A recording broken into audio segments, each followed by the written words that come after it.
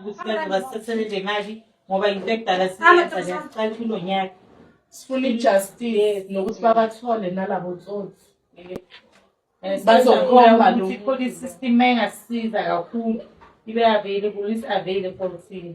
Ngiyathanda ukunibingelela nonke balandeli baleli page ese-refresh ecethu lakho share phela ucomment wakho hle njalo usubscribe kulona leli page ese-refresh. Indaba-ke embi-ke la eyenzeke ngawo lo December lo njengoba sazi ukuthi igebengu yibhokile zifuna ukuba noDisemba omuhle naso okuphoqa ukuthi-ke babambe inkunzi ngayo yonke indlela. Omama-ke abawu-40 bestokvel babanjwe inkunzi ngabafana ababili ekade behlomile bathathelwe imali engango-108,000. Labo mama-ke abaseTsakane extension 12 kanti umuntu eyedwa ubenza u-2.7 ngonyaka. Likhona ilunga ekade lisolwa ukuthi linaso isandla ekubanjweni kwalenkunzi le. Kuthiwa-ke lelo lunga lelo-ke lasho ukuthi imali beqeda ukuyishaya etafuleni.